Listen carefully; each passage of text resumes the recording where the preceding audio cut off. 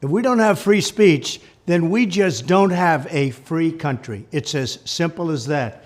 If this most fundamental right is allowed to perish, then the rest of our rights and liberties will topple, just like dominoes, one by one. They'll go down. That's why today I'm announcing my plan to shatter the left-wing censorship regime and to reclaim the right to free speech for all Americans. And reclaim is a very important word in this case because they've taken it away. In recent weeks, bombshell reports have confirmed that a sinister group of deep state bureaucrats, Silicon Valley tyrants, left-wing activists, and depraved corporate news media have been conspiring to manipulate and silence the American people. They have collaborated to suppress vital information on everything from elections to public health. The censorship cartel must be dismantled and destroyed, and it must happen immediately. And here's my plan.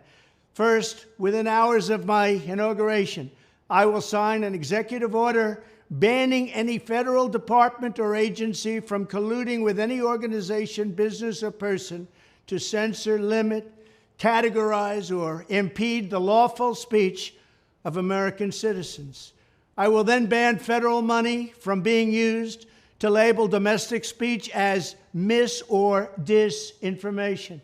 And I will begin the process of identifying and firing every federal bureaucrat who has engaged in domestic censorship, directly or indirectly, whether they are the Department of Homeland Security, the Department of Health, Human Services, the FBI, the DOJ, no matter who they are.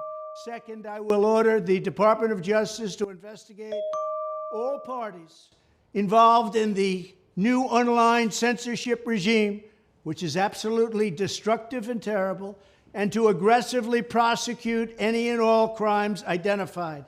These include possible violations of federal civil rights law, campaign finance laws, federal election law, securities law, and antitrust laws, the Hatch Act, and a host of other potential criminal, civil, regulatory, and constitutional offenses. To assist in these efforts, I am urging House Republicans to immediately send preservation letters, and we have to do this right now, to the Biden administration, the Biden campaign, and every Silicon Valley tech giant, ordering them not to destroy evidence of censorship. Third, upon my inauguration as president, I will ask Congress to send a bill to my desk revising Section 230 to get big online platforms out of censorship business. From now on, digital platforms should only qualify for immunity protection under Section 230 if they meet high standards of neutrality, transparency, fairness, and non-discrimination. We should require these platforms to increase their efforts to take down unlawful content such as child exploitation and promoting terrorism, while dramatically curtailing their power to arbitrarily restrict lawful speech. Fourth, we need to break up the entire toxic censorship industry that has arisen under the false guise of tackling so-called mis- and disinformation. The federal government should immediately stop funding all nonprofits and academic programs that support this authoritarian project. If any U.S. university is discovered to have engaged in censorship activities or election interferences in the past, such as flagging social media content for removal of blacklisting, those universities should lose federal research dollars and federal student loan support for a period of 5 years and maybe more. We should also enact new laws laying out clear criminal penalties for federal bureaucrats who partner with private entities to do an end run around the Constitution and deprive Americans of their First, Fourth, and Fifth Amendment rights. In other words, deprive them of their vote. And once you lose those elections, and once you lose your borders like we have, you no longer have a country.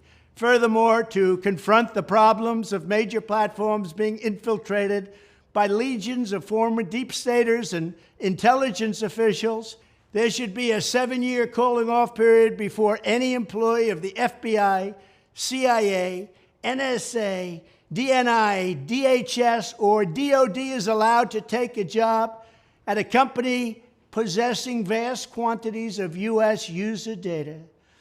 Fifth, the time has finally come for Congress to pass a digital Bill of Rights.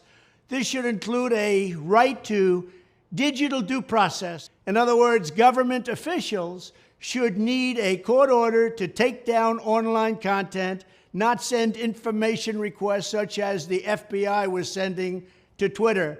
Furthermore, when users of big online platforms have their content or accounts removed, throttled, shadow banned, or otherwise restricted, no matter what name they use, they should have the right to be informed that it's happening, the right to a specific explanation of the reason why, and the right to a timely appeal. In addition, all users over the age of 18 should have the right to opt out of content moderation and curation entirely and receive an unmanipulated stream of information if they so choose. The fight for free speech is a matter of victory or death for America and for the survival of Western civilization itself. When I am president, this whole rotten system of censorship and information control will be ripped out of the system at large. There won't be anything left. By restoring free speech, we'll begin to reclaim our democracy and save our nation. Thank you, and God bless America.